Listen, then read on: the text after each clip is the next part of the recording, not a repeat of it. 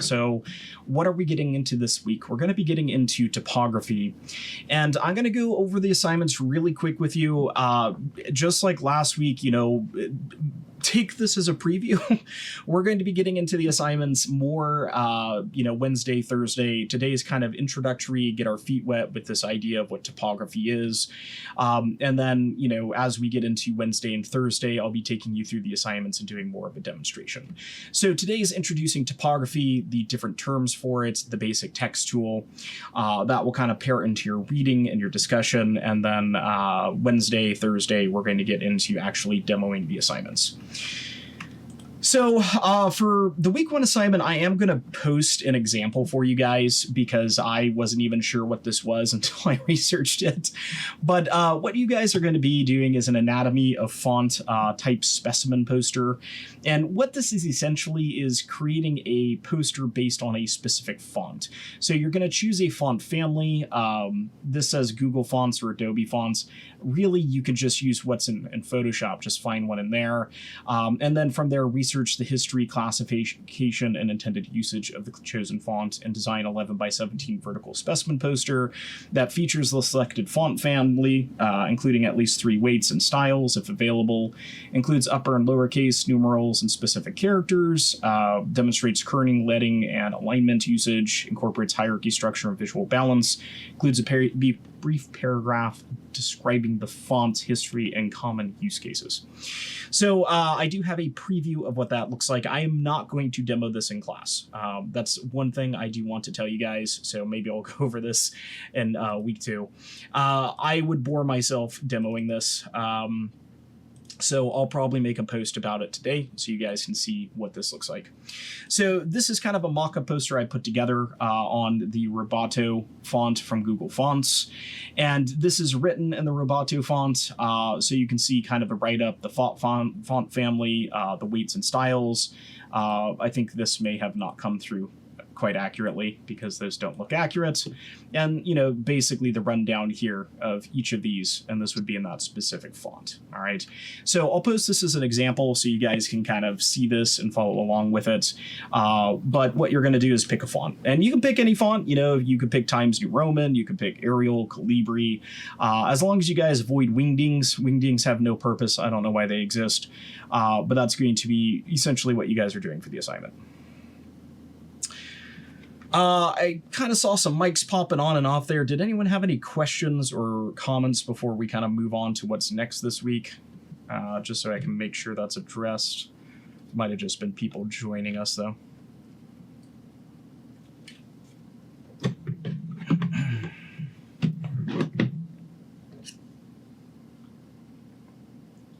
And I'll try and go over this assignment again towards the tail end of class as we kind of head out. Like I mentioned, I'll make an announcement on it with this attached. All right, let's keep things moving, though. Don't have a whole lot of time. So that's going to be assignment 1. You'll actually be able to start it up today if you guys want. So I'll get that posted. Assignment 2 is going to be the more girthy one, for lack of a better word, and that's going to be where you create a visual message with type. So in this one, you're going to choose one of the following brief messages. Design is intelligence made visible, creativity takes courage, less is more. Or you can use a short quote of your own, but I need to approve it first, so you can send it to me through email if there's something you really want to use. And then you're going to design a topographic poster that is 1920 by 1080. I'm going to be a bit lenient on the size there, because posters aren't normally 1920 by 1080, but these assignments keep making them that, which is funny. And the key here is you're only going to use topographic elements this week, so no illustrations, no photographs. Last week, we went over things like shapes and brush, and this one, it is strictly text, all right? So limit your selection to a maximum of 2 font families. For this particular poster, you'd probably even end up using 1, but, maybe 2. And create strong visual hierarchy via size, weight, and placement. Demonstrate careful kerning, leading, contrast, effective white space, ensure the overall design, tone, intentionality meet the quote's message.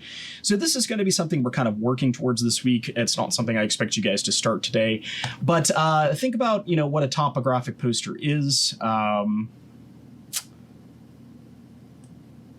I'll Google this real quick. It's basically a poster that relies on type to convey a message. So what you'll notice is that for the most part, these posters are comprised almost entirely of type in some way, and that is what is going on there. All right, so that is kind of the end goal of this week, is creating some sort of a topographic poster, and we'll be exploring text this week to kind of give you ideas on how this can be done, and ways you can explore this. All right, I don't expect anything crazy like this. Off the top of my head, the only way I could think to even make this is just kind of taking forever, which I would not suggest doing. But a base type poster, will be fine, and I'll show you guys some examples as we go. But that's kind of where we're heading this week. In terms of this week's discussion, I have not peeped at it myself, so we can take a look at this. Looks like you're going to be taking a look at topographic hierarchy, real-world examples, and it looks like we already have a post in there from John, so nice work, John, ahead of there. And in this, we'll read through this later and kind of go through it, but yeah. There's discussion. I'm not going to take you guys through it. You guys could read through that yourself. I just want to, throw the note out there. It's there. Make sure you participate in it early on. And that's that. There's one other thing I do want to talk about this week, and that's that I don't make up the readings, someone else does, and I don't know how well the readings align with this week. So you'll see that you have chapter 4 and 5 is reading, which is going to be the design process and concept generation. These are needed to come up with the idea of your assignment. So absolutely read through these. They're probably the more important chapters in this book anyway, since the design process and concept is kind of where to go. Concept generation for creativity, design process. You'll notice that chapter 3 is typography, though, so you can read through that as well. If I'm not mistaken, that might have been your assignment from last week. I don't quite remember. Nope. We skipped right over 3. So, this week's about typography. I'm not going to require it because it's not on the list, but what I will say, if you guys want to know more about type, read through the typography chapter. You can even skim through it to kind of figure things out. I'll be covering kind of a baseline today, like I mentioned, but of course the book's going to go into it much more in depth. So kind of a weird oddity with this week. It's all about typography, but for some reason, the typography chapter's not your assigned reading. All right, so that's that. That's what to expect. So we're going to get into the main lecture. Like I mentioned, I'll try and get grades updated by the end of the day. And that's where we're at. So any questions that anyone has regarding this week or last week before we get started on the main lecture, I'll give it a minute here and then we'll go ahead and dive in. Probably less than a minute, so respond quick if you have it.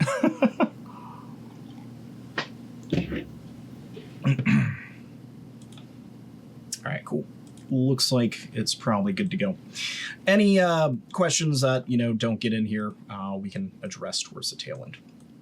But let's go ahead and dive in. Unless you had a question there, Thomas. I think it highlighted your name, so just checking. Hey, Andre, I think Joyce wants to be let in. I don't think she was let in yet. Okay. Let me see if I can find that. I don't have any notice for that. It popped up for me, so I just didn't know if you saw it or not. Okay. Well, she's on the list. I think she may have joined the wrong room. Her and I were in a third room for a little bit, and we just found out you guys are all here. Okay, cool. Yes. I just saw her too. It popped on me. Okay, cool. Yeah. It looks like we got her in now, I think. Yeah, Monday room. Yeah, so I apologize for that. It's not entirely my fault that this is as confusing as it is. It's how they asked us to do classes this term, and I probably should have just not listened. Note for future me, just do what I know works. So hopefully that gets everyone in here. It's a fiasco. It does not do a good job letting me know who's trying to join either, which is really weird. Set to do not disturb. Let me see if that's the reason why. Well, I think it goes on automatically. Let me double check that. Okay, cool. Yeah. So we have Joyce in here now, right? Okay. Yes, I am. Awesome. Welcome. Thank you. Yeah, so apparently when I hit the record button, it triggers this status that makes it so none of your guys' messages pop up, which is, yeah, something I need to figure out how to change. I'll do that after class. I'm guessing I'm going to have to do that every time I hit record, though. That's unfortunate. All right, cool. Well, you haven't missed much. I'm going to go over everything towards the tail end anyway that we just went over. So let's get into it and get into the main lecture for today, talking about typography. So welcome back to week 2. Looks like we survived week 1. That's good. Today and this week, we're going to begin again exploring typography, which is one of the most fundamental aspects of design. Typography is often referred to as the voice of a brand. While logos and visuals grab the attention, it's the typography that carries the message forward. This week, we'll look at typography's history, anatomy, psychology, and some practical tools. By the end of this session, you'll see how typography is much more than just fonts. It's communication. And one of the things I'm going to touch a bit on today is the history of typography, because it's significant. You could say in some ways design began with typography. I don't think that's exactly accurate, but I would say to an extent graphics design did. Design began with cave paintings and maybe even something before that, who knows. So we're going to touch base on all of that. The other thing that's important to note about typography is the aspect it plays with graphic design and brand, but there's also just the aspect of what it plays in everything. It is a form of communication. We obviously see it in books, but you see it in websites, apps, user interface. Even when it comes to 3D art, we end up incorporating typography into textures quite often. If you think of things like sci-fi spaceships, they often have some sort of text on them. So it's a generically good thing to have knowledge of. If you're going to go down the route of graphics design, it's an area you definitely want to have more of a mastery of. If you're going into other digital areas, I think a tertiary knowledge is fine, just kind of being aware of it, and kind of the core fundamentals. So that's going to be what we hope to gain kind of in here. So let's get to it and start off with the question of what is typography, this word I keep throwing around. So typography is the art and technique of arranging type. So that's what it is referring to type, to text, right? Its purpose is to make written language legible, readable, and most importantly for us, visually appealing. When we design with type, we're not just decorating, though. We're making choices about clarity, emphasis, and tone, which is what we're going to be getting into, in this lecture, how type kind of ties into that. Typography shapes how your audience perceives your message. A well-chosen typeface can make a text feel professional, playful, or even authoritative. Remember, typography balances aesthetics with function. If it looks great but can't be read easily, it fails at its purpose. And that's one of the key things I do want to kind of focus on as we move through the term. I have a lot of students who lean into fancier fonts like script fonts, which we'll talk about, or decorative fonts. And a lot of the times the ability to read is just completely lost. So when it comes to typography, above everything else, readability is one of the most important. And it's why balancing things often becomes very important as well, because, making sure that you can read is kind of a key thing.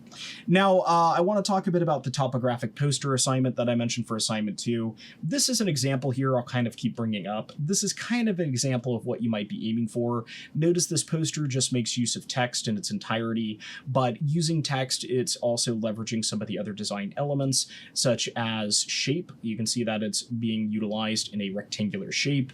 In addition to that, it's using line in the form of having kind of a diagonal line to it in regards of each of the lines kind of crisscrossing, making it a bit more dynamic. And it's also leveraging color and contrast. So that's going to be kind of, the type of thing we're aiming for towards the end.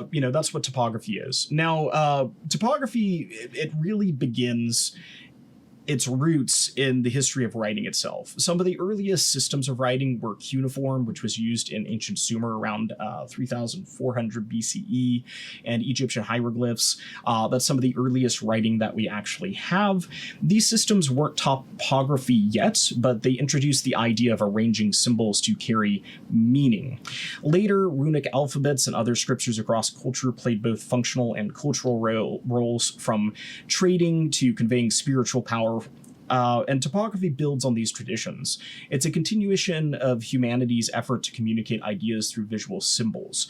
Now, why do I bring up these two specific ancient text here?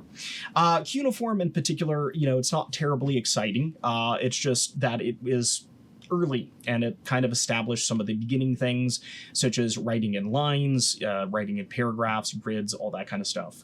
The reason why I bring up runes, though, is kind of their association with magic. In the fantasy realm, we often have this idea of runes being able to evoke magic and maybe having even things like healing powers, opening portals. And, it's important to kind of be aware of the typography that you use, the typeface you use. It carries similar meaning. Not to say Times New Roman is going to feel magical and open portals, but it's important to understand how we make our marks has that significance to it. And even though we may think of type and what type we choose is insignificant, if we think to something like runes, it actually has a very large emphasis. It has that magical element. And that's something to kind of be mindful of, that, type isn't something that you should take lightly in your design. You should give it a good amount of consideration. It doesn't need to take a whole lot of consideration, but it shouldn't be an afterthought, is the main thing I'm getting at, because it does kind of carry a heavy weight. And yeah, it's an essential form of human communication. Now, fast forwarding to the 1450s, which is still like 600 years ago, Johannes Gutenberg invented the printing press with movable type. And the printing press, for a very long time, was acclaimed to be the most revolutionary invention in history, and perhaps to this day still is to an extent.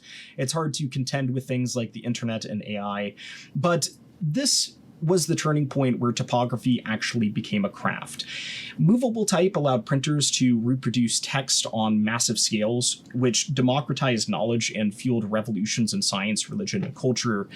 Prior to the printing press, a lot of texts were locked to region.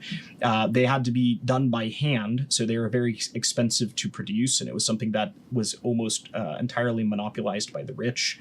And it really allowed the travel of ideas from culture to culture to happen, which would ultimately shape the world as it is today.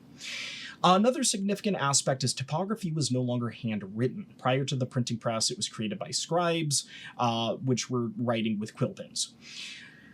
So with typography, with the printing press, it was systematically arranged and mass-produced, and this meant that readability, efficiency, and beauty had to be carefully balanced, and also had to be kind of planned in these typeface sets. The printing press marked the birth of typography as we practice it today, and it's important to kind of be aware of that the history of typography is not new. So for those of you here for like the 3D programs, 3D started in the 1980s as early experimentation, and it got its official usage in the 1990s. It's a very young industry. So video games, film, in terms of 3D, extremely young. Graphics design is ancient. It goes back very far, and you could argue that perhaps 1450s is when it really started to kind of be modernized, but it's even older than that, as old as the oldest book or oldest printed medium or even oldest stone tablet. But in terms of typography as a field, it began in the 1450s. Now, what that means is that there's around 600 years of history for typography itself. That's why I mentioned reading the chapter on typography might help you guys out. I can't convey 600 years of history in a single class, but we can kind of touch bases on it. Now, some of the things I want to point out in these pictures is the printing press itself. This is what it looked like. It's called a printing press because this big old button here would come down, it would press onto a piece of paper, and it would leave an imprint like a stamp. These individual little keys here, these are what would be assembled on the printing press. They were often made out of lead, and they would be inked, and then that would be what would be pressed onto the parchment. Parchment in ancient days was made of animal skin. It was not made of paper. Over here is a factory where they would be running this printing press.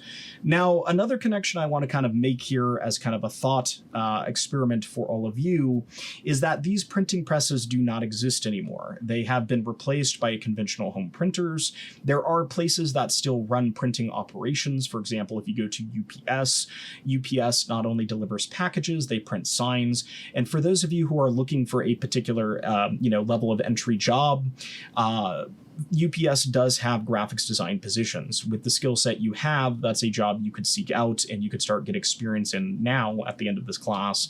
They generally require a minimum level of graphics design experience, and they will train you on how to use printers at most cases. I have some family friends that run UPSs, and my wife actually started there as well. Now, why do I mention those printing presses are basically gone? As technology advances, things come and go. When the printing press first came about, printing houses were a huge thing. They were everywhere. They were very common. And as time progressed and technology progressed, the printing press evolved into things like printers, and those shrunk and shrunk and shrunk to the point where they don't really exist nowadays outside of specialized areas. We're seeing another evolution of technology with AI. It's unclear how AI is going to impact the world, but it's important to be mindful that there are things that are going to disappear within the next 10 years because of it. Of what that is, I'm not sure. Last week's demonstration, I redid an AI image. As you can see, designers are not out the door yet. Yes, graphics design can be made quickly with AI, but AI does a shoddy job. So, hey, we still have a job for now, but something to kind of be aware of. Now, let's go ahead and move forward from the past and talk about typography in a modern sense. As society progressed, so did typography. Like I mentioned, there's 600 years of this stuff. We're barely scratching the surface. One of the areas we see it used heavily in is going to be the industrial era in a modern sense. Posters and advertisements required bold, eye-catching typefaces, leading to the rise of type foundries. You can see an example here, the first image that's kind of overly done. This is an example here of a industrial era graphics design. And for those of you who have seen stuff throughout the time, this old timesy thing, is very common in that period of early industrialization. And even prior to that, if we talk about the colonial era, it was very common to see these kind of bolder graphics designs done by hand. Now, moving forward in the 20th century, the modernist movement emphasized clarity and functionality, favoring clean sans serif fonts like Helvetica. And that's what you see here with the Bauhaus. The Bauhaus School of Design's a very popular design school. If you have me, I'll probably talk about in some classes. Their whole motto was form follows function. I believe they're German, and they kind of revolutionized the printing area. Now, what I want to emphasize about both of these is kind of a gap in terms of how they're being produced. And the first one here, you can see this one's being produced with a printing press. It's strictly black and white, so you didn't really see a lot of color prints back then. It was kind of just black and white, press it, move on. With the Bauhaus School of Design, you can start to see some of this stuff actually take on inking. What's significant here is this is kind of pre-digital era, right? 1990, 1933. Computers as we know it, they were invented post-1945, the post-World War era, and really not until the 80s and 90s. So the techniques used between these two are actually very different, but there was an evolution in the printing press, which you could see. Now, what I want to emphasize, though, is the significance that computers were involved. As we get forward into the 20th century, the modernist movement, emphasized clarity and functionality, which is what we saw, basically in early 2000 stuff, Apple, all that kind of stuff. And it favored clean sans serif fonts like Helvetica, and this kind of bled over into the digital era. So we still see that used a lot in tech. The Bauhaus School of Design was kind of, coined as one of the key things for early tech. But as you get into the digital era, fonts became instantly accessible. You no longer were kind of locked into those printing presses and physical, printing labels. Anyone could really print anything, any type of type. So typography became more central to branding and user experience because it could just flourish, really. There's more typefaces now today than had ever existed in the past. What's important to note, though, is that today typography is really about striking balance. On one part, you want to honor tradition while exploring and innovating in new ways of using it in terms of what kind of type you use, what kind of message you're conveying, how you pair it with other elements, and even how you place it. Designers use type to establish things like identity, tone, and credibility in everything from packaging to websites. So it's one of those things, like I mentioned, that's very significant. But it is important to kind of be mindful, when it comes to different eras, how things were produced. Why do I mention this? It's one of those things to kind of open up your mindset. I've mentioned probably on several occasions I work in video games. And what's interesting in video games is you have the AAA spectrum where you have the highest best end technology, PlayStation 5, whatever the heck graphics card you can cram in a PC, can make it look beautiful, as realistic as possible. But then you have other tiers like the Nintendo Switch, which can't actually meet those standards because it's not a supercomputer. It's partly handheld. And then you get lower into things like tablets, and you get lower into things like phones. And then on top of phones, you have modern generation of phones, but you have older generations of phones. And when you're building a video game, you often need to adhere to almost all of these. A lot of the work I've done is in the mobile industry. And when we're working for games in the mobile industry, we don't target the latest device because the latest device is a very small pool of people. We need to target a wide pool of people so that way we can get as many people playing as possible for the best monetized outcome. So a lot of the times we're targeting, one of the lower devices on the market, kind of based on a certain cutout date and making sure, it can perform at that point, which often requires us to kind of rewind and use techniques that were used 10 years ago to make the art, because the modern techniques of like 3D scans, don't care how many polygons, 4K texture maps, they don't fly for those devices. Printing, it doesn't exactly encounter these things, but depending on what you are printing on, what hardware you have access to for printing, that may change how you end up designing things. For example, if you're doing an ink printer versus a laser printer, so kind of having an awareness of that. Now, those are things you'll develop as you go, but it's important to be mindful that the latest, most contemporary techniques, knowing them is extremely valuable, but it's important to understand that most of the world lags behind 10 years. So understanding the older techniques is equally important. So, that's a spiel on the history. So let's go ahead and move forward and talk about this, though, in terms of how we're going to be using it, in particular as a brand voice. This is going to be how we kind of connect this all into our capstone project. If you remember, you're going to create a fictitious brand, and typography is going to be how your brand speaks. While a logo might catch the attention, the type is what delivers the full message. The fonts and hierarchies you establish will shape how professional and trustworthy your brand feels. So your choice in typography needs to remain consistent, and it needs to feed into your message, whatever your brand is about. All right. So you'll be using this across your final brand package. Things you want to ask yourself is, does this typeface match my brand's personality? Would I trust this brand based on the way its typography looks? These are questions real world designers ask. And it's important to understand that trust varies based on what you want. If we take a look at a bank, like Wells Fargo, I'll go ahead and pick on that because I don't have an account with them. My wife does. If I go to Chase, it'll probably log me in.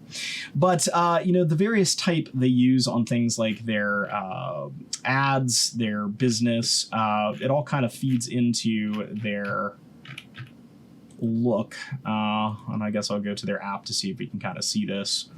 And you can see what they're doing here is they just have a basic sans serif font, and we'll talk about what that means. But, it's relatively formal. It doesn't have too much exciting stuff going for it.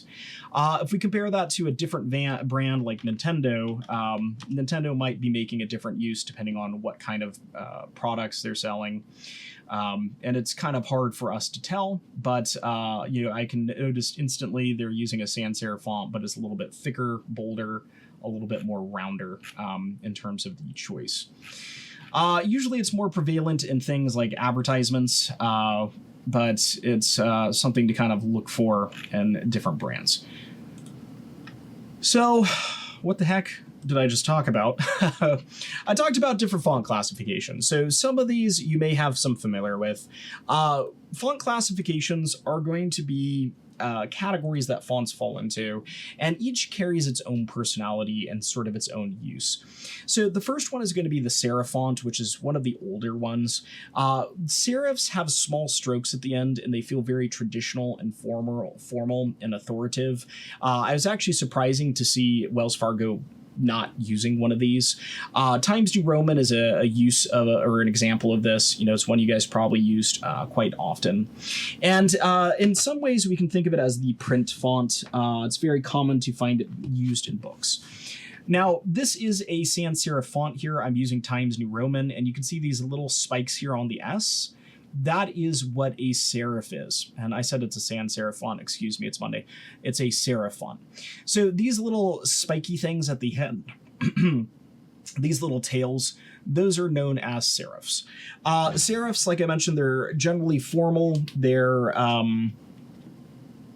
kind of a traditional font, a bit older, and they're most oftenly used in text. And if I go ahead and pull up this book here, this is the Maya book.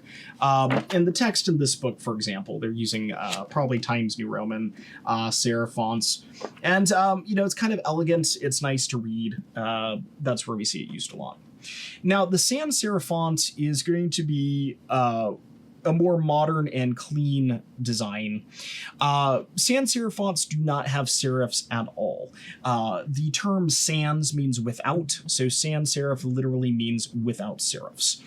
And you can see that the S does not have little spikes here, the F does not have little spikes here, and this is a much more modern font. So when I talked about the postmodern period, the Bauhaus School of Design, that type of stuff, this is when this font became very popular, this style, and it was carried over into the design realm for like Apple and stuff. Helvetica is kind of a really well-known one. You don't have it installed on your computer because they like to keep it top secret and you have to pay for this thing. But Helvetica is the font that's used for things like Apple, and you know, it's one of those really high-end classy ones. So all of these companies, for example, apparently might be making use of it. I don't know about Harley Davidson. I think they do for the main logo, but motorcycles is definitely different. Oral B is kind of a modified thing here. But you can see all of these companies are essentially using Helvetica. So this is an example of a sans serif font that's extremely popular. The ones that we have pre-installed on Windows computers are going to be Calibri, which is an example of the sans serif font here, or Arial. So those are really common ones on Windows. For those of you who are on Macintosh, I believe Helvetica might ship with that, so that's one you could use, and it's well known. There's like entire documentaries on it. I had to watch one in college. Fortunately, you guys are not forced to. If I ever find it, I'm gonna make it mandatory because it's a rite of passage. People were crazy over this thing. It was like catnip for designers. So sans serif, you know, where do we see this being used a lot is the internet. You saw on Wells Fargo, they were using a sans serif font. If I go to like a Wells Fargo advertisement, it'd be curious to see if they're still using that in terms of kind of an ad. And actually looks like they are, which is good. But you can see this one here, kids career ad. With this one, they're actually using a different font. It's a serif font, but notice the serifs are rounded. This is very common for dealing with kids. You don't want anything sharp, right? So that goes back to that idea of trust. If we go to maybe Chase, this is kind of one of their rivals here. I guess they're kind of using their own sans serif. They use kind of a... Actually, this isn't even a sans serif. This is a decorative, which is interesting. So they use a decorative for their logo. It looks like they do use a sans serif, though, for their advertisements, which is kind of interesting. I'd be interested to find an older ad to see if they're still using that. Maybe none of these are going to be using it like I anticipate. No, okay. I guess they're all using sans serif, so no one wants to use serifs anymore. All right, I see how it is, Banks. So you can see sans serifs, they're pretty popular. You know, really popular.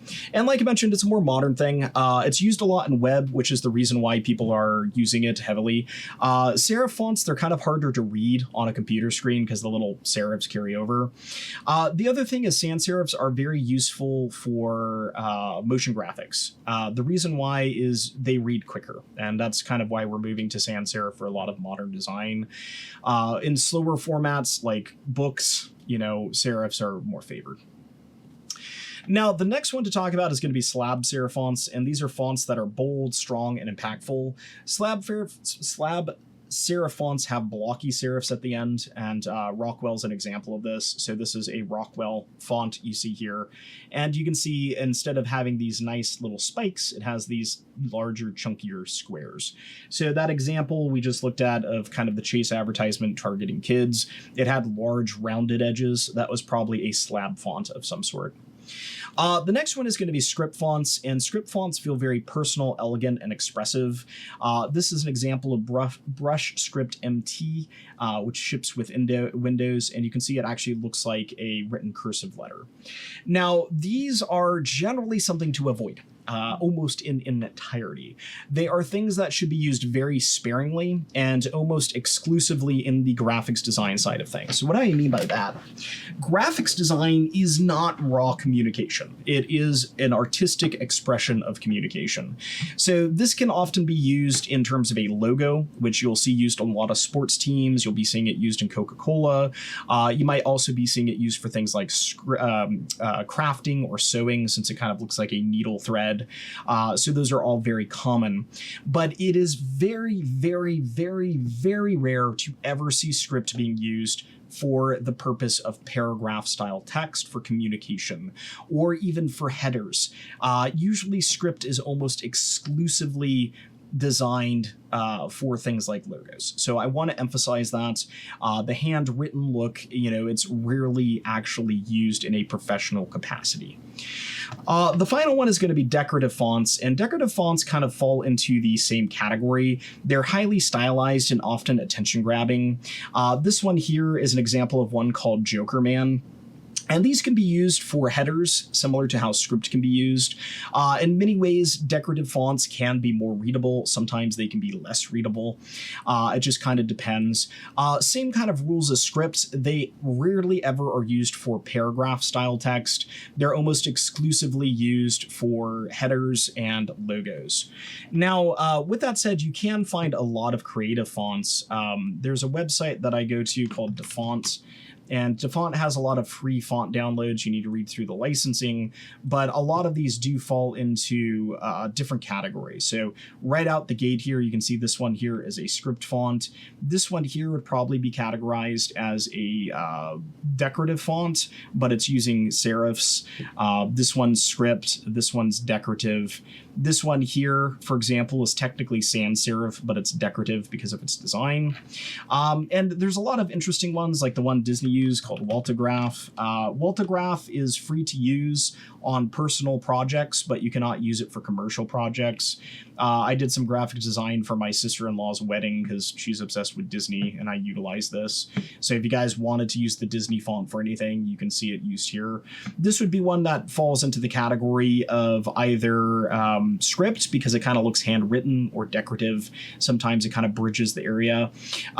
That's why script and decorative, they're almost the same category. Script specifically looking handwritten, decorative not. But there's other ones that kind of bridge the line. So for example, if I come in here and we look for something like a tech font, these things that look more robotic, these are things that could potentially be used for written mediums. So for example, this techno one here that just kind of looks like an 8-bit, this could potentially be used for paragraph text or headers because it's readable enough. And this falls into the category of what would be considered decorative, even though it's technically a sans serif. I don't know, right? So, it kind of gets, a little bit mixed. It's kind of up to your discretion on how readable something is. For example, this is a great example of one that if you wrote a paragraph like this, it would just be really hard to read, but it'd be great for things like headers. It's clear as a single word, so it just kind of varies. I'm not going to get into installing fonts, but like I mentioned, this is dafont.com. I've been using this font, this website for years, and if you guys have me for enough classes, I'll eventually come here and download something, more than likely. I'll throw it in the chat. I don't know if I'll remember to put an announcement, but there it is. All right, cool. So that's going to be our different classifications. What are we generally going to be talking about? We're really going to be generally talking about serif and sans serif. Those are the two most common, serif being used for print, sans serif being used for most digital mediums. When it comes to things like script, decorative, we often incorporate those things into logos, or in some cases, maybe accents as headers, but rarely does it actually make it into the final design. And slab serif is kind of one of those in-betweens. It's a bit bolder. It can be good for headers. It's one of those things you're generally not going to be using for paragraph text. So now that we've kind of taken a look at the classifications, let's take a look at the structure. And your guys' book in the typography session gets much more into this. This is very surface level.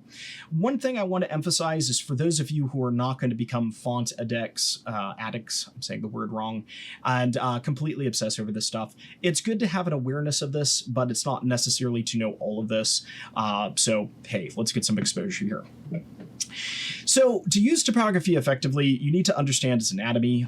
The first thing is going to be the baseline. It's the line on which most letters sit. Now, this is not listed here, but right underneath here, let me see if my pen tool is working today. This here would be considered the baseline. So it's going to be where the letters sit. And it's important to note because all the other terms we're about to talk about are kind of relative to this. The next is going to be the X height. This is the height of the lowercase letter, like X. It's crucial for readability. The reason why they call it the X height, it goes back to the printing press. Remember, in the printing press, they had individual little blocks that they would symbol on basically a row of wood, and the X went corner to corner. So the X height is the maximum height and width a lowercase letter can be. And you can see this is the X height labeled here. It's basically how tall the lowercase letters are going to be referred to. The next is going to be the ascenders. These are parts of the letter that rise above the X height. And we're going to see this in things like the stem of an H, the stem of a B. And in this case, the ascender is the L. So the top part of the L here. Descenders are going to extend below the baseline, as in P or Y, or in this case, a lowercase g. So that's going to be the descender. And then counters are going to be enclosed spaces such as the inside of an O or an E. So you can see the O here, and notice that the inside area of the O here is very different than the inside area of the G here. And in some cases, we could even refer to things like the inside of the S or a U or a V as being part of these counters. And the idea is it's the negative of what's going on. Now, why does any of this matter? Why do we care? Ultimately, if you're going to become a graphic designer, these matter. For most digital artists, we could really kind of care less. But the key factor here is recognizing these parts help you analyze and evaluate typefaces more critically, and this can come in handy when trying to match a source font that's instantly recognizable. And that's something that I've actually had to do myself on several occasions. As a 3D artist, obviously we work on recreating things from the real world that have a similar feel, and a lot of the times it's taking, whatever font a company was using and actually interpreting that into 3D, sometimes having access to the font, which is nice, other times not, or creating an interpretation. So for example, everyone's kind of aware of this in video games and film. A lot of the times they'll use a real world company as a reference for something in game, sometimes for the bad guy, sometimes for the good guy, but to capture, a really close feel, we try and match that font. Other aspects is if you're doing a brand redesign for a company, and they may have had a shoddy graphics designer, they may not know what font was used, so you have to kind of identify that. And a lot of the times looking at these different things is going to be how we achieve that. Now, things I want to mention about all of this: baseline, X height, ascender, descender, counter. These all come from the world of the printing press. They are ancient terms, essentially. These date back 600 years. So that's one of the other aspects of this that's worth kind of taking note of. These aren't modern terms in any sense, and a lot of the terms are actually referring to how they worked within the printing press itself. I believe your book has some information in that regard, but I want to lay that out there. Now, like I mentioned, unless you're going to become a hardcore graphics design, this is the industry you want to work in, don't feel like you need to commit all of these to memory, but be aware these things have terms. Since it can be useful at some point, you can always use Google to research these and kind of be like, hey, what were those things called again? Now, getting to the more important stuff, the stuff that all designers really care about. We don't care too much about the anatomy. What we do care a lot about is the psychology. So typography, it's not just visual, it's psychological, it's in our brain, it triggers things. Fonts carry emotion, right? It's what I'm talking about, back when we just mentioned the runes. Why are runes so captivating? Because they have this connection to magic. So modern people see runes and, we get all giddy and excited and we're like, ooh, they have some form of power. And something to ask ourselves is, did ancient people have the same feel? And based on scripture, based on recorded history, it seems so. It seems they also felt that way. Obviously, if we saw fish written in Nordic runes, we'd think it's amazing and a magic spell, but, someone back then would just see it as fish, but maybe it had a heavier connotation being written in runes as opposed to some other way, like a cave drawing. And it's important to understand, the ancient people were much closer to cave paintings and cave drawings when we were, so the written word may have had even more emphasis then. Now let's get into these different categories. Let's start with the serif. Serif fonts are going to feel very trustworthy, very traditional, and very academic. That may even be the area that I was lacking. I was looking at it for banks. Banks want to feel modern, but if we take a look at something like a school like University of Berkeley, in California, this is where my brother went to school. Notice UC Berkeley is using serif fonts. It's actually might be using slab serif, but I'm pretty sure it's just normal serifs. But you can actually see they are using a serif font here for their text. In terms of their website, though, they are using sans serif. That, like I mentioned, is a digital crossover. If we look at US Berkeley advertisements, though, we can get a better sense of how it might carry over into branding, if it's just their logo, or if they're actually using it for something. So, kind of interesting. It looks like they're largely... actually, these might not be made by them. I'd have to look. It's interesting they have their logo set up that way, but it looks like in the written format, it's mostly sans serif. You can see this one here. This one's making use of serif fonts. And it's something to look out for. I haven't really paid too much attention to Loris, but Loris may even be using sans serif or serif fonts as well. So, they're going to feel trustworthy, traditional, and academic. So, if your brand is going to lean into any of those, that's often going to be, where you see that. The reason why I felt banks might be using it is the trustworthy and traditional aspect, but modern's probably more important for them in this day and age since they're appealing to a new generation. Sans serif, the font we see absolutely everywhere. These are going to appear more friendly, modern, and most importantly, clear. The reason why you keep seeing sans serif fonts absolutely everywhere is really the clarity. I think I mentioned to you, earlier on in this lecture, the most important aspect of typography is readability. It is clarity. So sans serifs end up winning in that department. So really, when in doubt, for your body information, your paragraph information, go with a sans serif font. In the case of UC Berkeley, you can see with their logo, maybe their header, they're going to be using a serif, but the body is going to be sans serif. The next one is going to be slab serifs, and these are bold and confident and often used for headlines. So you'll be seeing them used there mostly. Script fonts feel creative, personal, and expressive. Like I mentioned, they're not going to be used for paragraph fonts. If we go ahead and, look up, certain brands like sewing brands or crafting brands, you'll often end up seeing them in there. I don't know if I can find examples of that very quickly. Maybe not. We'll see.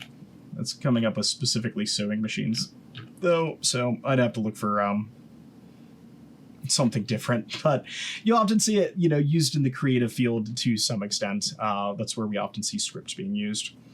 And then decorative fonts, they can be playful or experimental. And like I mentioned, when it comes to script and decorative, it's hard to put a real thumb on them because the spectrum's so large. So when I showed you guys the fonts, we saw some script, we saw some decorative. It all has very different feel, different range. So when it comes to decorative in particular, you kind of need to lean into that aspect of the design elements. How does the line of it feel? How does the shape of it feel? And how does that kind of tie back into other feels in terms of readability and trustworthiness and all that kind of stuff. So, kind of the key thing here is when designing, you want to ask yourself, what emotional response will this font trigger in my audience? And this response is part of your brand's identity. So you want to be kind of thinking about that, in your font choice. Like I mentioned, we often pair different fonts, though. So there's a good chance that your headers are going to be different than your body paragraph. As you can see, sans serif is heavily preferred for body paragraphs in this day and age, and that's due to the prevalence of online and digital media. So something to be mindful of in terms of that decision in terms of companies. So, how does this tie into the capstone project? As we close today's lecture, remember your brand system is going to rely on consistent typography. The fonts you select for your brand are going to carry through your logo, your ads, your mockups in the capstone that you're doing towards the end. Now, what's nice to know is you're not picking that font this week, to my knowledge. I believe it is an assignment later on in the term. I'll have to double check. But regardless, you will come to this at some point, picking the typography for your brand. So it's important to kind of be mindful that you're going to have to do that. I apologize. My dogs are distracting me. They're barking outside. Typography, at the end of it all, though, is not a decoration. It's a form of communication. So strong topographic systems can kind of ensure your brand speaks clearly, confidently, and professionally to its audience, which is something you're going to want to be aware of. Now, what I have an example over here is a brand style guide, and this is going to be the type of thing that you produce. You can see that it has heading 1, heading 2, paragraph text, heading 3, heading 1, heading 2, paragraph text, and then kind of a written up on how this is used. That's pretty common. I think for your guys' brand, you're going to pick either 2 to 3 fonts, and you're going to list how those are being used.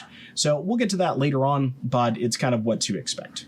Now, what I want to get to today before we wrap things up is just kind of Photoshop type basics. I touched base on it a little bit last week. We didn't really get to do a deep dive. It mostly kind of came out in my demo, but I want to hop into Photoshop to show you guys the type tool and kind of understand the difference between point text, which is single line, and paragraph text, which are block of text, how to adjust font sizes, weight, alignment for different types of control, explore things like the character panel to modify kerning, which is the spacing between letters, tracking, which is the overall spacing, and leading, which is line spacing, which I hopefully have queued to talk about in future lectures since they weren't part of this one. And then various things like the paragraph panel, which is going to help you to refine and align longer passages, how to organize multiple type layers clearly, label them, group them, all that kind of stuff. All right, so let's take a look at that real quick. Shouldn't take too long here. I know we're a bit over time already, but welcome to every lecture ever in this class. So let's go to a new file here. I'm just going to open up something we can doodle around in here. I'll go to print, and we'll just go ahead and get ourselves a letter here so we can talk about the type tool and show you guys some of the stuff it can do. Now, I'm not going to do an exhaustive demo on this tool. I'm going to kind of scratch the surface with what I know and have on hand currently. But this here is going to be our type tool, which you guys probably saw last week. This is going to be how we create type. Notice it is a blocky serif thing here. I don't know why they chose that, but hey. Now, if you expand this, there's always different ways to look at a tool. You'll notice we have horizontal, vertical type mask, and type mask tool. Type mask tools are basically selections. So if you type here, it will make the letters into something. And if I hit hello and hit enter or click off of this, it's going to be different than a type tool. And the fact that it's going to create a selection here. That would allow me to come in and pair this as a mask with something. I never use these. They probably have a purpose, but for the sake of pretty much everything we do, we generally just leave it on this default type tool. Now, I didn't get to go super in depth with this last week, so let's talk about how these work. Basically, your type tool is a click and drag tool where you can click and you can drag an area, and this will create your paragraph. When you do this, it's going to load in something called lorem ipsum. Lorem ipsum is a text sequence of gibberish. It was created by computer programmers and designers for the purpose of being able to kind of fill in blocks, and it's very good for blocking in your graphics design layouts, and we'll probably take a look at that later on. But it's basically a stand-in text. Fun fact is Photoshop didn't used to have this in it. This is a newer edition. I think it was added around 2020. So it hasn't been in here forever. Now, what you see here with the black around white is the highlighted look. And if you type, for example, A, it will delete all of this and put an A. However, if you just click off of this, you'll get the lorem ipsum text, which can be a little bit annoying. Now, to re-access the text tool, all you need to do is double-click the T over here on layer. This will bring us back in, generally highlighting everything. If you click off of this and you're like, darn it, I wanted to delete that, you can just double-click in here to highlight everything, in theory. Apparently you have to like triple, quadruple, backflip click. Double click does a word, triple click does a sentence, quadruple click does the whole paragraph, and you can hit backspace. So just keep clicking till it works for you. Now, as far as this goes, we can just type here. I'll just type in hello. This is a text box, and we can go ahead and talk about some of the different settings we have in here. The text settings are going to mostly be aligned at the top here in terms of our settings that we can utilize. The first one here I've actually never used until today, which will change the orientation of your font, which is kind of cool, probably useless. I don't know the purpose of it. I think it's for writing foreign stuff. But this will toggle the text orientation, so you'll see it will read left to right and up to down. Don't know the purpose of that. Probably a purpose, don't know it, but hey, cool, it exists. So yeah, that exists. Now, what we care a little bit more about is going to be these next few slots here, which we have here. This is going to be our font and our typeface. Now, the typeface is located here, and what we normally think of as a font is the typeface. This is going to be the name of whatever it is. So for example, this is where Times New Roman would be, or whatever other typeface you want. Next to that is going to be what we refer to as the font, and the font is generally going to be how the typeface looks. This is going to be things like bold, italic, regular. That's going to be what we refer to as the font. So just kind of be aware of that. It's kind of backwards than what you guys might be aware of. In layman's term, font refers to everything. In design term, typeface is the category, font is the specific style. Now, if I use this drop-down menu, you'll see nothing happens, but this is going to be all the fonts that ship and plus some of the ones I've installed. Now, let's just look for a familiar friend like Times New Roman, and I can click on this. You might notice my text did not change to Times New Roman. In order for this to know what to change, you need to highlight it, which you can do just like a Word application, clicking and dragging, and then you can search for this. Now, a nice thing is if you know what you're looking for, rather than using this drop-down menu that you click here, you can actually type into this. So I could just type in Times, and this will bring up all my Times font, and you can see I can find the different types of Times inside of here. Notice there are different typefaces of Times New Roman. There's regular, italic, bold, and bold italic. In this instance, I'd probably want regular if I'm going for like a text box feel. So now you can see we have the serifs. This is now a Times New Roman font. Now, similar to this, we have different typefaces, and in this typeface, you will see italic, you'll see bold italic. These are different drop downs we can assign here. So that's going to be the basics on how those fonts work. Now, next to that, we have this little icon here, which is going to be the font size. Notice if you hover over this, it gives a slide, so I can slide this back and forth. Likewise, I can also use a set drop-down menu. This is currently set to points. We use points when we're doing graphics design, and this basically means how many pixels it is. So this, for example, would be like 150 pixels, I believe. Actually, no, point's completely different. I don't know the measurement on point. I'd have to go look that up. But usually I just come in here and flip this until I find what I'm looking for. I'm very lazy with type.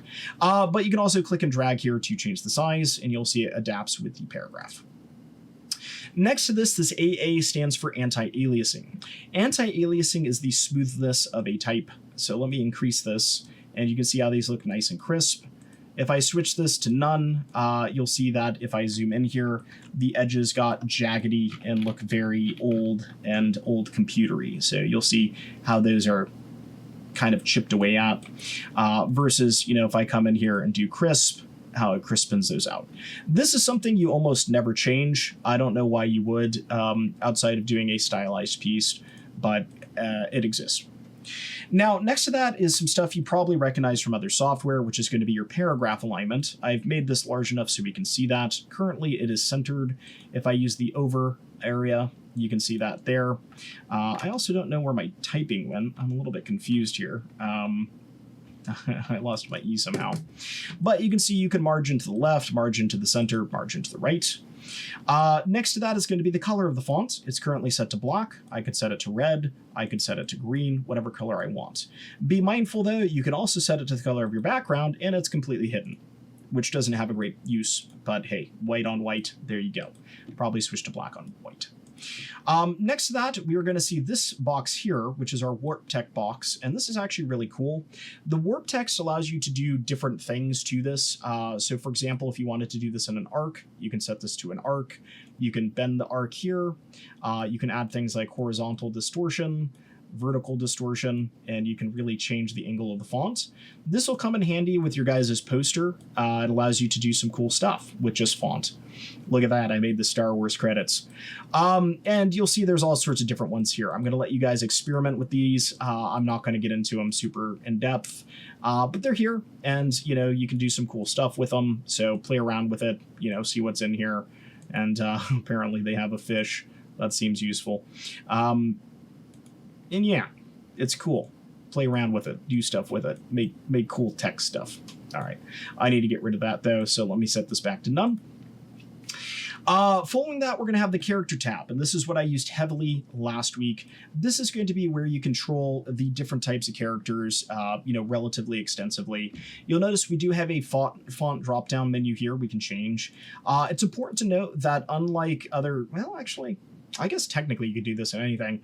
If we wanted to change the font of just one of these, we could highlight it and we could come in here and change this, for example. So let's make it a script font. There you go. That's a little bit creepy, but you can see you can kind of mix and match those. This here is our set font size, so we can change it inside of here. Just like with the other menu, we can also click the text that's here and drag side to side. This one here is going to be our vertical alignment here, and this is going to set the kerning between two characters. Notice it says two characters. If I switch this to something like optical or metric, it's an overall. If I click the slider here, notice it allows me to kind of come in here and manually do this, but I keep setting it to 0. I think part of that is because it's between two characters. If I go ahead and do two characters here, in theory, it will let me change. It looks like it may not be available for this text, which is something worth noting. Sometimes you actually need to be on a specific text. I don't really use that one very much. What I use is this one in here, which is the vertical alignment that sets the tracking for selected characters. What's the difference between kerning and tracking? Kerning's generally between two characters. Tracking's usually the whole word or the whole entire thing. So you can see you can highlight all of this and this will space it out. You can bring it back in and it will space it in. What's important to note is it does whatever you're highlighting. So for example, if I wanted to just change the, you know, T and H here, I could highlight these two and I could adjust this and you'll see it will just adjust these two. So you can do the whole thing or individuals. So I tend to use that versus this one here. This one here is going to deal with letting. Letting is the space between paragraphs or lines of text. So if I come in here and start to reduce this, you'll see they get closer together. And if I increase this, they get further apart. Then we have scale down here. So this is going to be the vertical scale and the horizontal scale. If I wanted to stretch this, for example, I could maybe stretch this to 200. Now it's 200% stretched. Notice it does so from the baseline here. So it's not going to scale it necessarily as a total. And you can see how that's going off screen. I could set this to 200 here, and now it's 200% wider. These are, once again, not commonly used. It distorts the original font, the original feel, so it's not necessarily desirable. But sometimes we use that to kind of stretch the area, and depending on the font you're using, this operates more or less accurately with. Fun fact, if we go ahead and take a look at this font stretched, you know, 200%, let me go ahead and do it wide. That way it's on a diet. Notice the serifs get very wonky looking, and let me go ahead and change my font size so we can see this a little bit better. Wow, that was fun. Okay. Font stuff can be annoying. So let me get this back to Times New Roman. And just go with regular. So what I wanted to show you guys here is serif stretched look ugly. But if I switch this to something like Arial,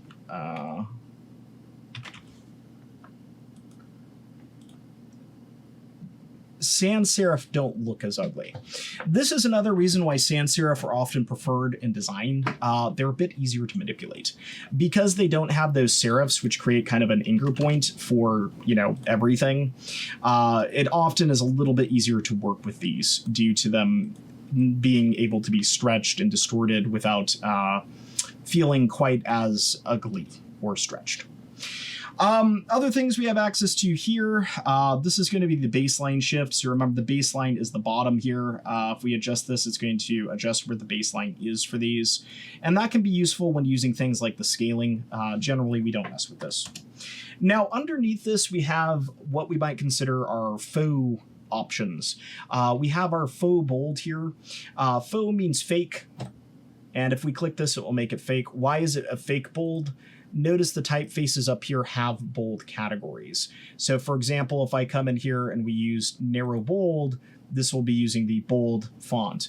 But what's interesting is bold is just kind of a line weight modifier, so I can actually bold the bold here, which is worth noting because sometimes you're going to do that with typefaces, other times you're not.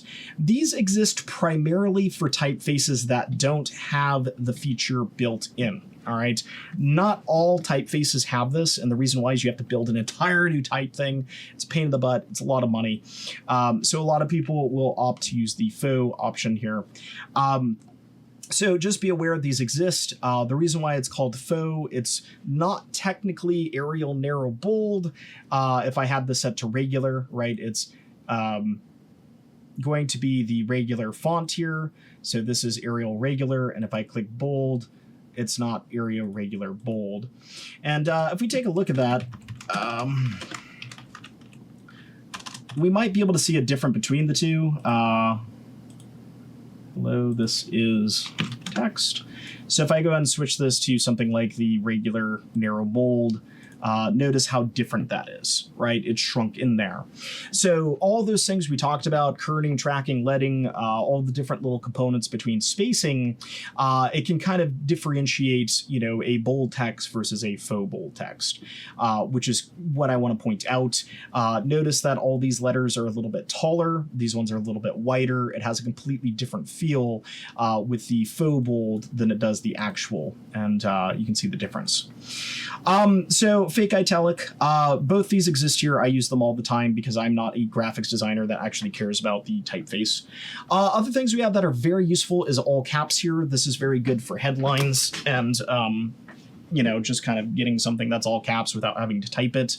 We also have small caps here, which can be great for readability. This will make it so that the lowercase letters turn into capital letters that respect the X height.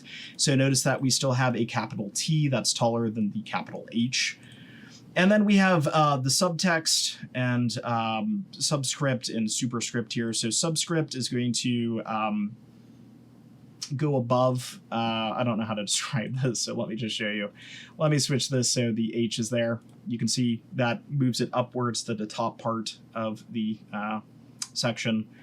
And the subscript here will go below. So, oops, let me not screw this up. There we go, like that, below the line. This is also where we have underline located. That one needs no introduction, and where we have crossout located. So all of these live here. We can also change individual color here. So for example, if I wanted to switch this to red, since it's crossed out, I can. If I wanted to switch this to green, I can. So you can see all that can be done here, which is interesting. Also, this crossout here, apparently it's part of the space, which is kind of hilarious. I need to change that color. All that is located here. Then we get down to the other stuff. This stuff, I don't ever really notice a difference. This is standard ligatures. I don't know what that does. Turning on and off doesn't really do much. And a lot of these down here, you know, are going to just deal with very minute things. So stylistic alternatives, ordinals. I don't actually know what any of this stuff is down here. I don't ever touch this. So it might actually give you more information in your book on whatever these things are. I have no clue. Down here, you can change whatever this is. It's going to be the orientation, I believe, for its export. I've never worked in non-English stuff, so I've never touched that. And then lastly, you have anti-aliasing down here, which is also located up here. And that's going to be how that goes. Now, talking a bit about text and how to organize it, it's really kind of up to you on how you want to do things. So you can see how much alteration I did with this. You can really get in. You can have each individual letter kind of be altered. If that's how you want to approach your project, go for it. But you could also come in and you could literally just make one word on a single text here. And you could duplicate this, and you could double click and you could make the next word. And you could duplicate this, and you can make the next word. You can even do this individually with letters. So it just depends on how you want to work, what's best for your project. And I'm going to leave it at that. There's not really a hot and easy rule on this. All projects are going to kind of call for a different approach. But you can see we can separate these out, and you can have as many text boxes as you want, which is very nice. A couple other things about text box to be aware of is they can be transformed. So for example, if I hit Control-T here and I rotate this sideways, you'll see that the text box is now sideways. So there's no reason why we can't come in here and make our own little graphic poster using this, and rather than using this character dial, we could hit Control-T and we could come in here and transform this. Now notice the transform box though is the size of the text box, so this could be a bit of a pain in the butt. Anyways, if I were to scrunch this down, however, I really should have chosen a different word than this. This is kind of too on point. And now I hit Control-T, you'll see the box is the size of this. Now, with guides, I could make this a bit more accurate. I should not have picked the word this. I am punning myself to death. But you can see how we can set that up there. And then if I wanted to, I could come in here with is. I could do a similar treatment, kind of dragging this box in. So the transform is the bounds of the text, and it's not small. And, I could make my own fancy little poster here. And notice the character menu is changing for this, right? So when I click off this, you'll see that it's incorporating that font size in terms of its change. If you wanted to write sideways in general, there is also the vertical type tool. Now this does things differently though. You can see text got turned on its side. With the vertical type tool, if I go ahead and write, hello, this is text, it will actually write it up and down. Now, we looked at that with this little toggle here. This will switch between the two. I don't know why it goes right to left or left to right instead of the other way. I feel like it should go the other way, but whatever. There's probably a way to change that somewhere. You'll see how this, does side text like this here. Now, the last thing to kind of touch base on is the difference between paragraph text and point text. And I don't actually know the difference. It's something I actually learned recently for this lecture series. This is a text box that is in a paragraph form, so you can see it abides by the bounds. This is generally how I design. I like to have the box to kind of think of the shape, the space it takes up, and all that kind of stuff, and you'll notice that I can change the shape and we can change the alignment anytime we want. But there is another format, and I don't know much about it because, like I mentioned, I've never really used it. But if you right-click on a layer, you can switch this into...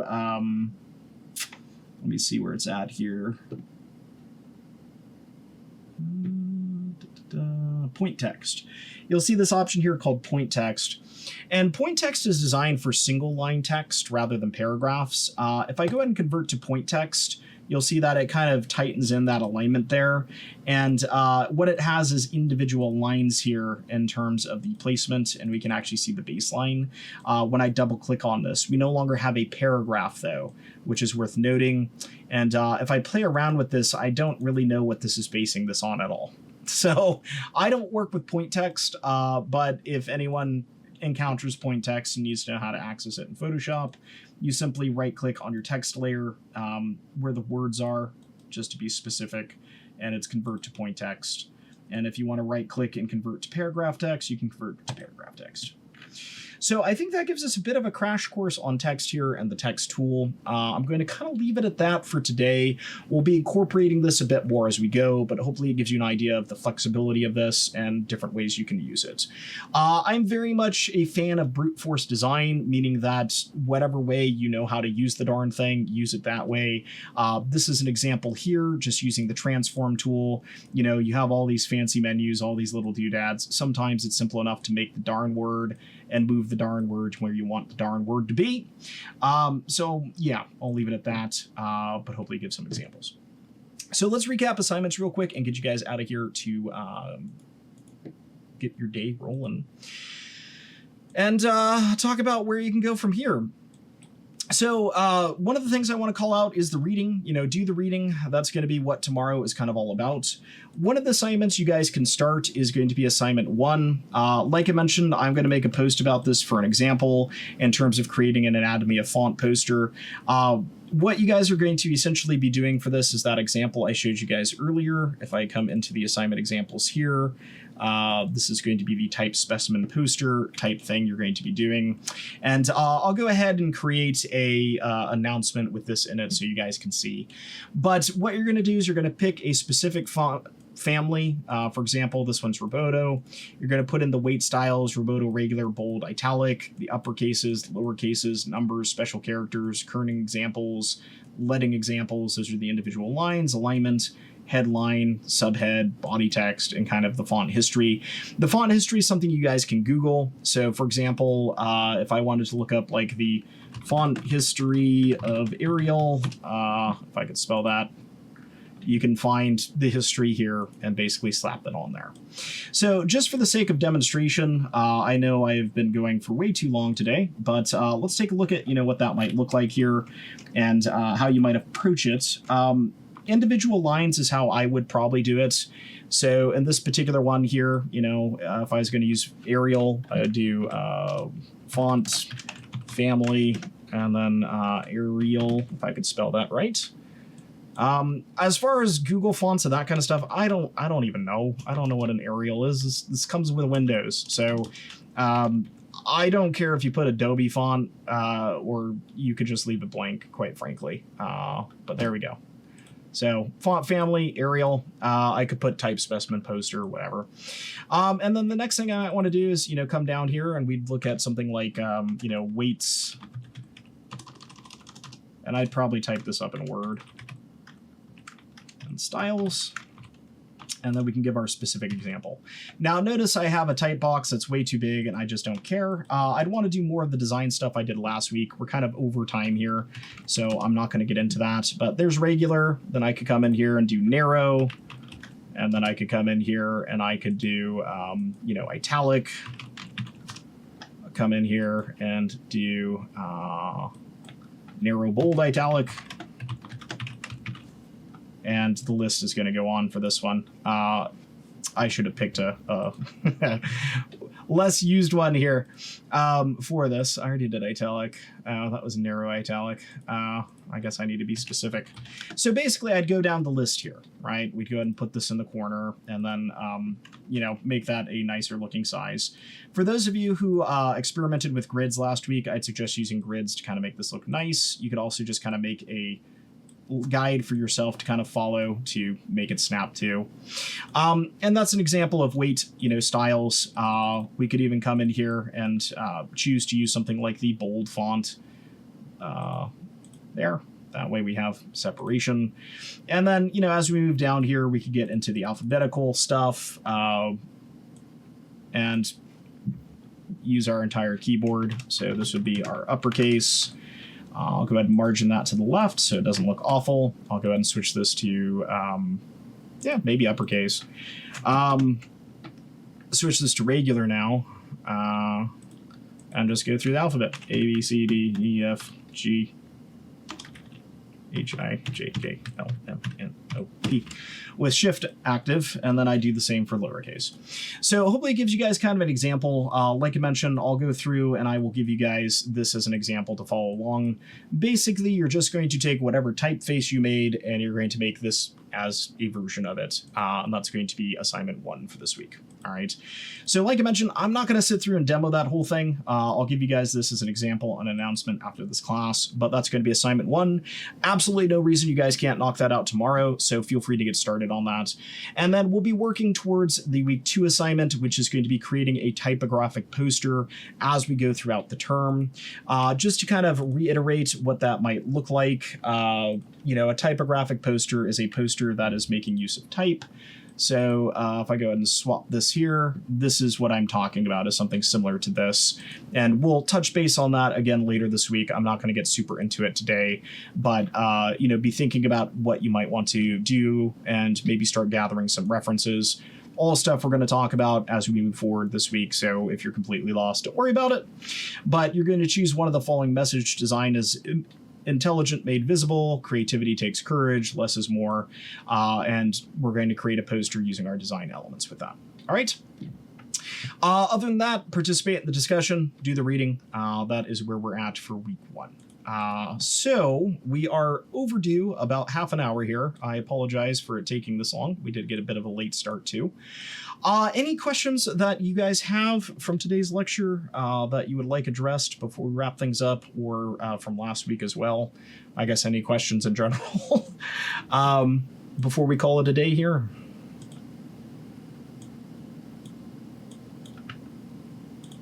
So basically, we're just going to that format that you're going to send over in the announcements, where that's just the format of what we're going to do.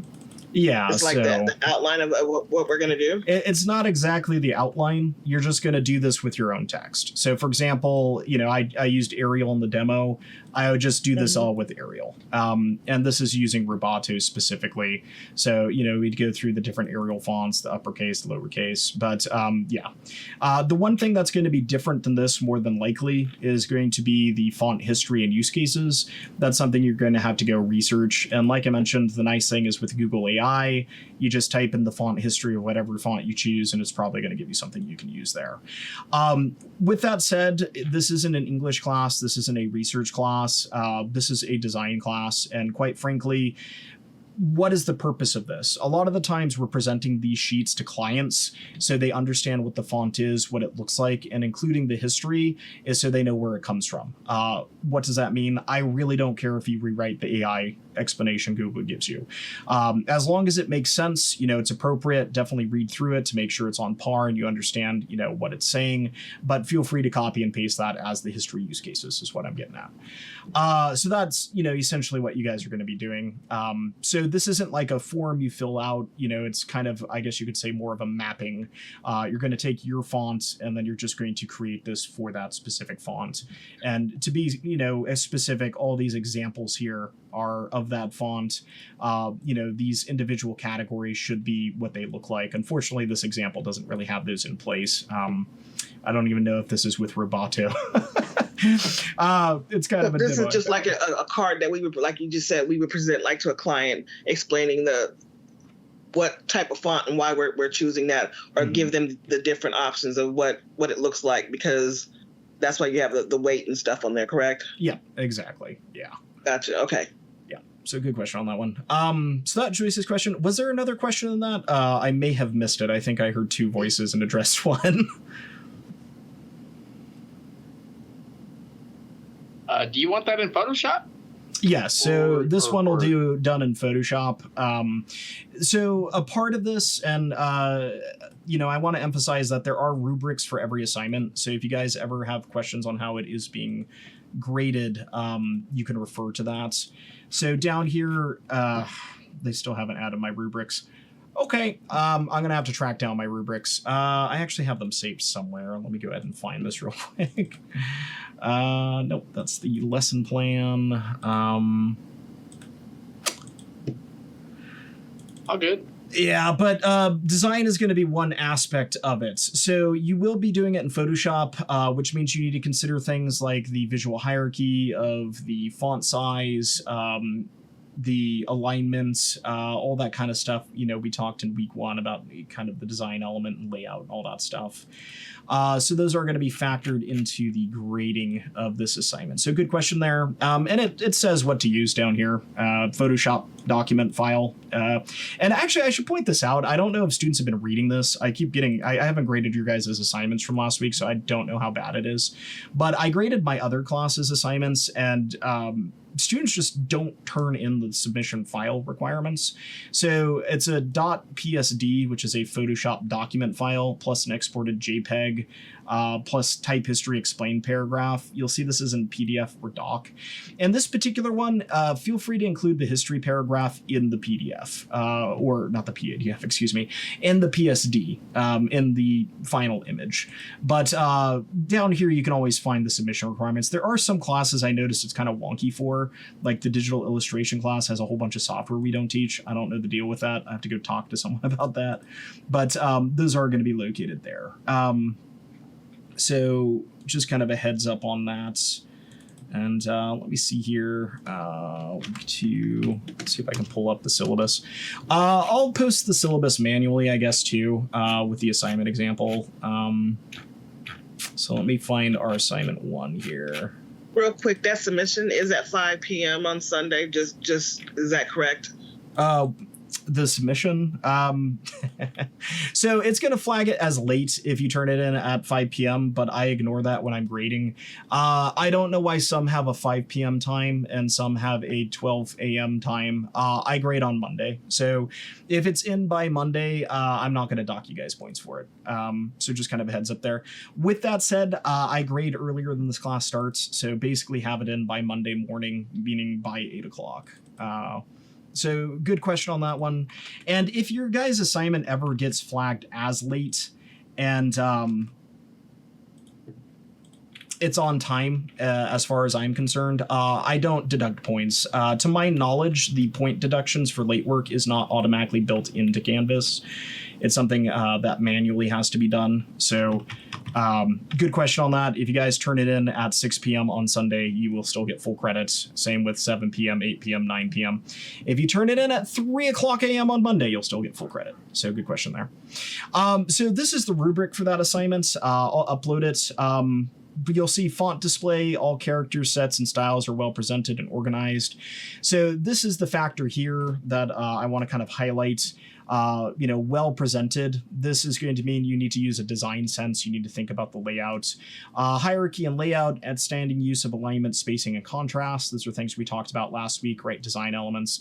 Alignment is making sure everything's aligned. I kind of showed that with the grids in last week's assignment 2 demo. Spacing between things looks nice. Contrast, it's readable. If you guys just do black on white, 100% fine. You'll get the contrast, no problem. Aesthetic design, visual polish and professionalism. That means it looks good. And then type history, insightful and accurate description of font origins and usage. So that's going to be the rubric you guys are graded on. What I want to emphasize is that it is, partly based on design. The example I'm sending you guys, if you copy the exact layout of, totally fine. This assignment doesn't need to be super fancy. If you guys wanted to get fancier than this and experiment, feel free to. But something like this, works. The one example that might be a little bit odd is the scaling on this area is a little bit weird. I don't know exactly why it's smaller, but it does create a nice sense of emphasis. So there is that. I didn't design this. This is something that I found to use as a reference for this assignment. So yeah.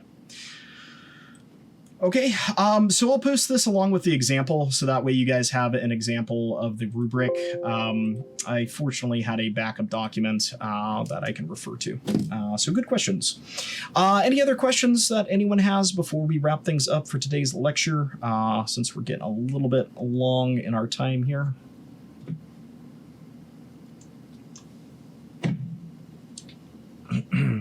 All right, cool. So it sounds like everyone's good, and the off chance no one is, I'm going to hang on for a few more minutes. But that will wrap up today's lecture, so thanks for coming out all. Tomorrow is your work day, so there is no lecture tomorrow. And then we'll pick up talking a bit about hierarchy and text on Wednesday. I'll get into kind of a sample demo assignment you guys can do to kind of prep for future assignments, really. And then on Thursday, we'll get into the final assignment this week, which is going to be the poster a little bit more. And that's going to be kind of how the remainder of the week goes out.